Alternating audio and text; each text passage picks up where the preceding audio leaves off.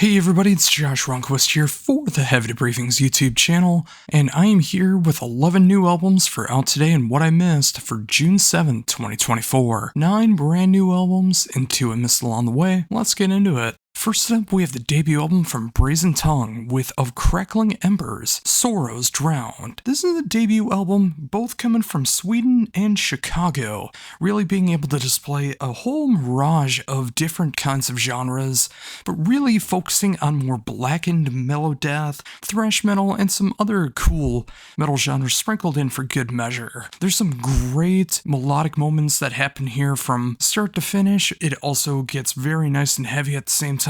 It's a very nice balance, and I love what's going on with this. I love seeing these international bands being able to communicate with each other across the internet, being able to work together to create projects like this.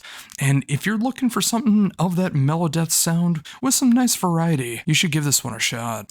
Next up, we have Evergrey with their brand new album, Theories of Emptiness. And I really love the direction that this band is going in right now, as there seems like they're kind of focusing on so many of the elements that brought me into them to begin with. I mean, no, they're not going back to the very dark, symphonic, progressive power metal that I love them for, but they do have that second wave of Evergrey sound that I do love, where it is super melodic and catchy, a little more mainstream kind of sound, but still very proggy, and of course all the dark lyrics that you can imagine. I think this is the catchiest album that they've made since Monday Morning Apocalypse, and I don't say that easily. Although it is really sad to see that this is the last album that'll feature Jonas Ekdahl on drums, but I am so happy to see that he's going out and bowing out gracefully on this album. It also features Jonas Rensky of Catatonia on a song who, well, I'm not gonna spoil exactly what happens here, but if you're a longtime fan, you might be surprised.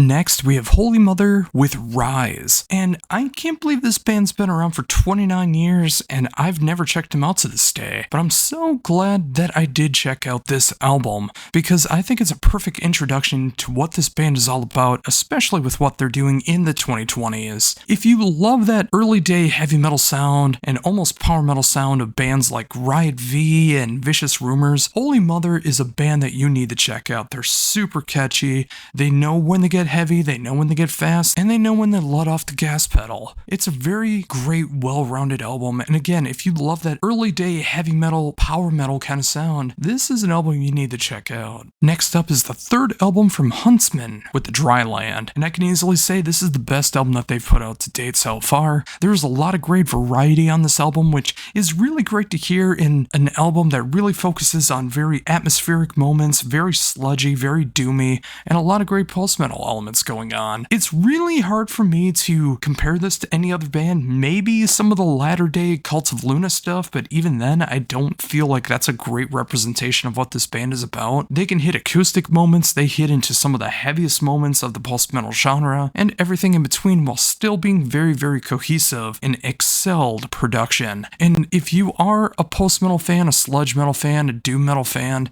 and this sounds like it could be up your alley, it probably will be. It is that good of an album. Next up, we have the debut album from Entranced with Muerte e Metal. Now, this is an LA band that really brings in the Spanish-Mexican influences into the new wave of British heavy metal, and of course revival metal sounds, and I love what's going on here. It just gives this great southern flavor to the style that you don't really see in a lot of bands. But also, if you do love bands like Scorpions and Judas Priest, you will also hear elements of bands like Armored Saint on this album, and of course some of the revival metal bands that have been going on for quite some time. I love what's going on with this album, and it's a perfect throwback while looking into the future. I can't wait to see where this band flourishes from here on out. Up next is the band Issa with Another World, and I'm also very surprised that I've never really checked out Issa before, because it is that perfect blend of like mid to late 80s, early 90s AOR that I've really fallen in love with over the past decade or so. It's just a great classic throwback to those bands that really know how to focus on the glam metal side, the heavy metal side, but also know how to write some of the poppiest, catchiest moments that these bands have to offer. And Issa, especially on this album, has no shortage of making that happen. This is some of the catchiest stuff that they've written to date, and if you are a fan of that sound, this is an album worth checking out. It's just a feel-good album from start to finish. Next up, we have a debut album from the San Diego black metal band known as Metherium with Oblivion Anternarum. And I really enjoy what's going on here. It feels like it's that pure 90s black metal sound, although with better production but still quite raw.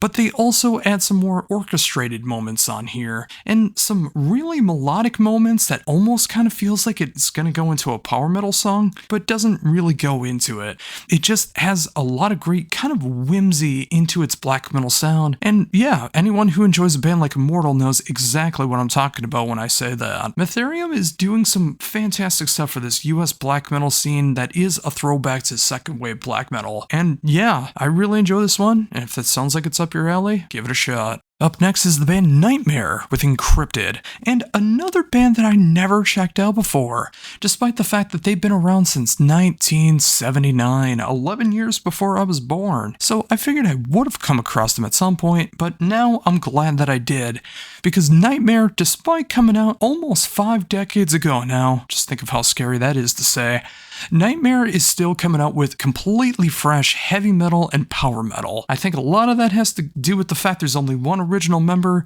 and other members of the band are creating some really great influences for the band, and especially the new singer Barbara Mulgore is bringing the absolute fire to the band that it needs with her insane vocal range and her insane growls. This is a band that I hope people will check out if they haven't already, if you're like me and you missed out on them, because if you like this style of heavy metal and power metal, I can't imagine you'd be disappointed. And finally, for brand new albums coming out today, I have the debut album from Voidgazer with Dance of the Undesirables. And I don't even know if I can particularly give this band the credit that they deserve with my words, because it is so hard to describe this band. They have progressive metal, they have sludge, they have grindcore. Like, it's a really cool combination of bands like Between the Buried and Me and Rivers of Nile. You'll hear moments of like Neurosis in this as well. You'll also hear moments of like Napalm Death or Exhumed, but they'll occasionally throw in a riff that feels like it was left over from Dokken or Rat. It is such a strange combination, but I could not be more enthralled with this album. It captures my attention from start to finish, and despite hearing it so much, I'm still shocked at the way that it goes from start to finish. And if you are adventurous, you need to give an album like this a shot. And now on to some stuff that I missed along the way with what I missed. First album up being Nestor with Teenage Rebel. Despite this band starting in the 80s, their debut did not come out until the 2020s, and a couple years later they finally came out with their sophomore album Teenage Rebel, and this feels like the greatest 80s band that never released an album in the 80s or 90s or 2000s or 2010s. It is that perfect tribute to the 80s AOR sound. Like, if you're looking for bands like Whitesnake and Def Leppard or even Bonham, oh yeah, remember Bonham, it's all of that with also this kind of great tongue-in-cheek, intentionally very cheesy, over-the-top 80s AOR. Like, it's not on Steel Panther level, but it is just enough to give you a great big smile on your face as you listen to it. And we need just a fun album like this in 2024, and if you need that as well, yeah, this gets my recommendation. Give this one a shot. And finally today, we're ending with the fourth album from this UK thrash band known as Shrapnel with In Gravity. And this kind of feels like a watershed moment for the band. It still contains that UK thrash sound that you love so very, very much. Like, if you love bands like Evil, if you love bands like Gamma Bomb, you're gonna find something to love about Shrapnel. It's got that great heavy thrash sound, but they also incorporate so much more melodic moments going on here, very reminiscent of second wave metalcore. And if you're looking for something kind of like with Trivium or even early day Bullet for My Valentine style melodic choruses, this album has that in strives. It is much catchier, much poppier, much more commercial, but it also contains all those great circle pit moments. And if you want your thrash a little bit more on the commercial side, I think Shrapnel's doing it right in 2024. And there you go, folks, 11 brand new albums for Out Today and What I Missed for June 7th, 2024.